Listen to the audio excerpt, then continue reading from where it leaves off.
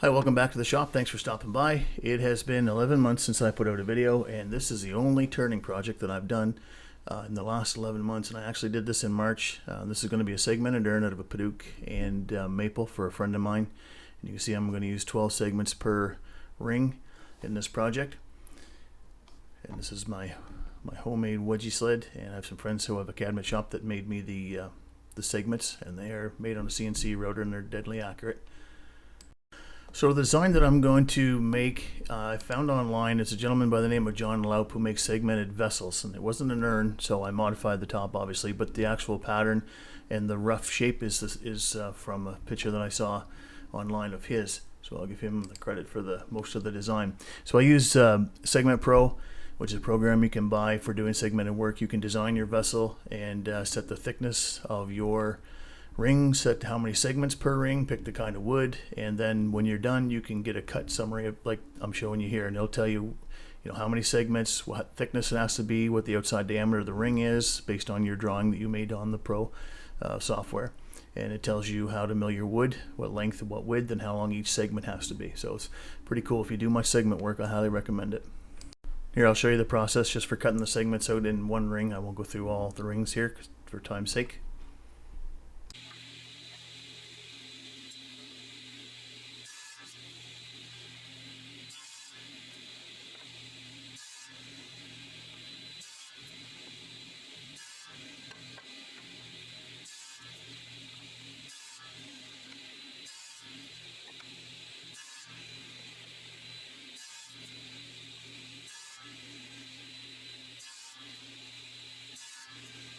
I'll touch them up on some sandpaper.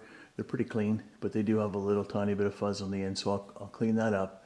And then what I do is I put them in these pipe clamps, and I glue them together with Titebond 3.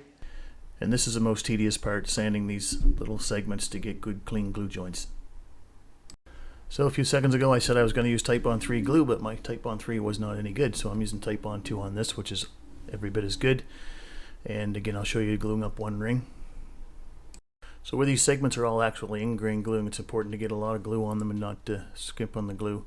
And I just show you a little bit of them going through the double drum sander. So I have two thicknesses in this project. There's 3/4 inch ones and there's 1/2 inch thick ones. The ones with the maple segments are 3/4.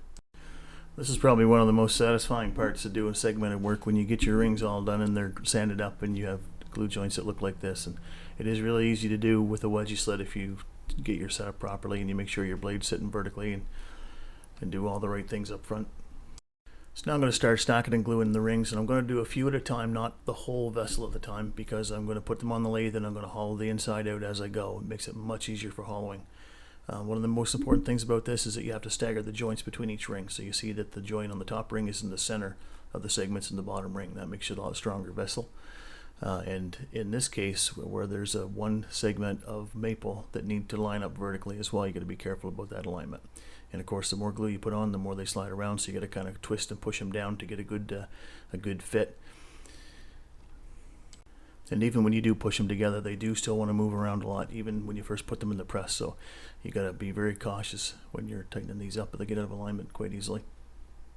So I have a homemade press that I use to clamp these segmented rings together. You see there's a bearing on the bottom of it where the thread rod is, and that keeps it from torquing the rings when you tighten it, so that they don't get out of alignment. So this is the base piece, and I'm going to mount it to the lathe using this faceplate with a block on it and some hot melt glue, and I will turn a mortise in the bottom.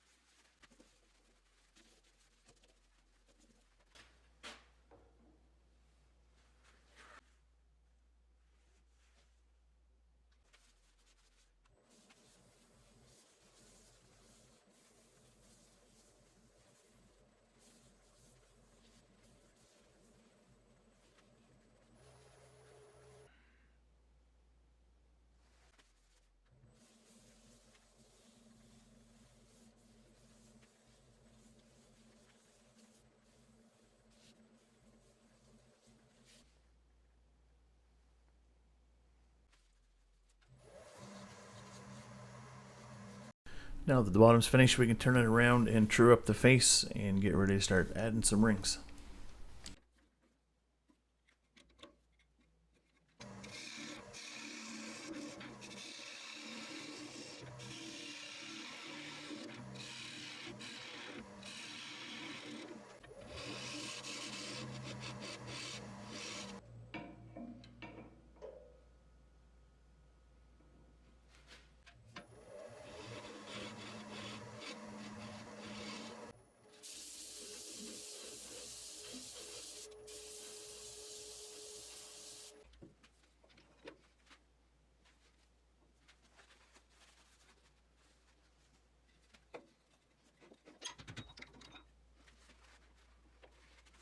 I let the first 2 rings dry for about half an hour, then I come back out and put on 2 more rings, and it's a bit of a session trying to get them all lined up and getting things to stay where you want them so that maple block pattern lines up perfectly.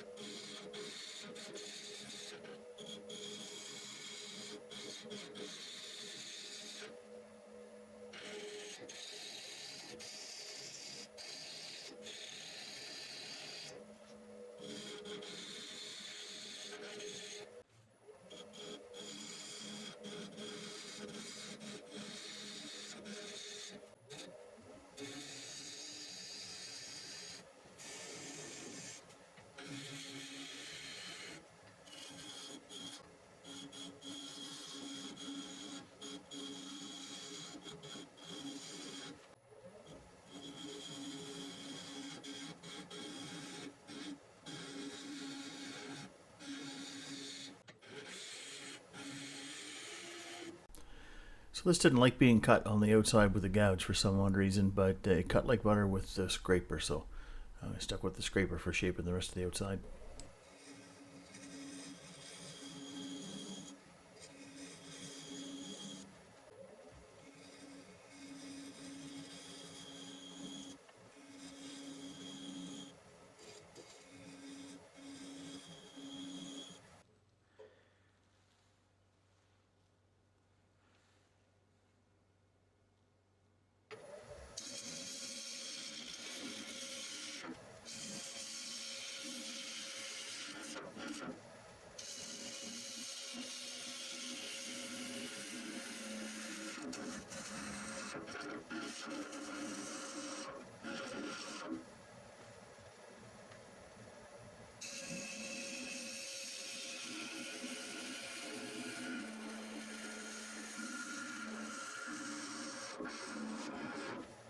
I knocked the machine sound back a little bit in this part because right down here in the bottom of this square, which is taking off the corners of the segmented pieces, remember that they're not round yet, it was making a vibrating sound that was very annoying to listen to, so that's why you got no sound here.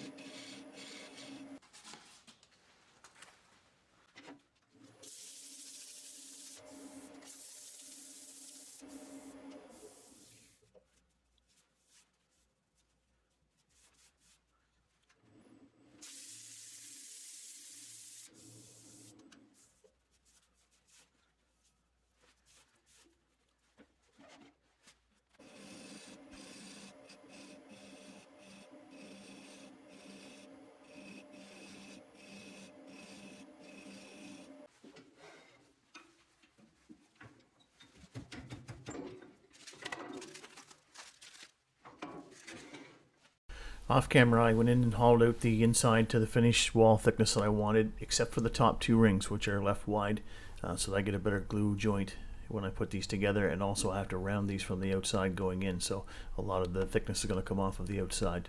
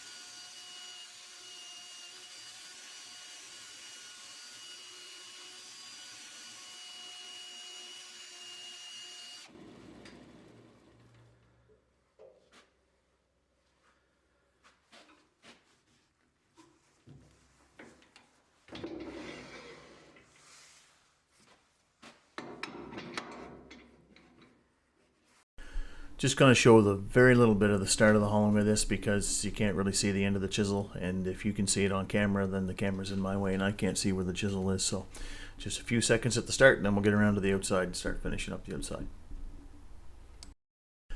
So I wiped this down a bunch of times with denatured alcohol just to get all that fine Padauk orange dust off it, because otherwise it would have streaked through my white maple and it wouldn't have looked very good. So I did probably 6 or 7 wipe downs of this thing. Then once I got it wiped down as good as I could, I took an 800 grit little sanding disc, and I just went back over the maple just to get any little tiny bit of residual Padauk dust out that there was.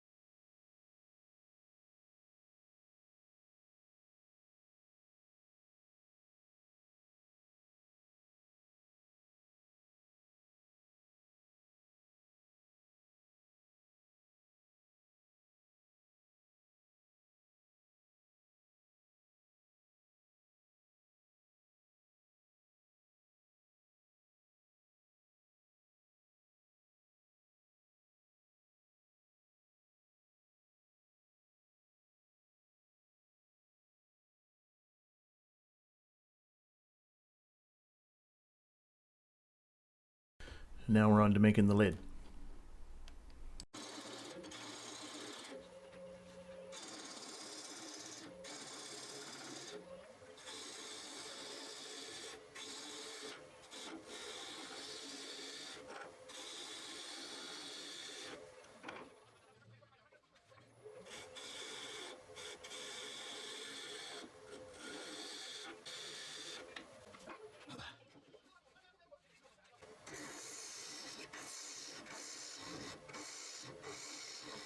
I don't want to risk banging up the vessel itself, so when I was test fitting the lid, I actually kept removing the lid from the lathe and test fitting it off, so I had the vessel itself sitting in a secure spot. And I got lucky and that only took two test fits to get it to be right. And here I'm just putting a dovetail on the top part of this little tenon. So the tenon itself is what fits inside the vessel to give a secure lock that can be glued in. But I'm going to use this as the inside of the lid, and I'm going to use this as a tenon to hold on to so I can turn the top of the lid.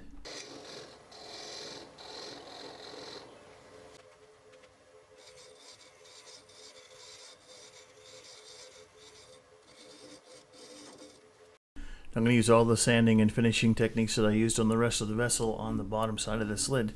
I need to do it now because when I get it in the forge-jaw chuck, I won't have access to it anymore. I won't be able to reach this ledge under here where I'm sanding right now.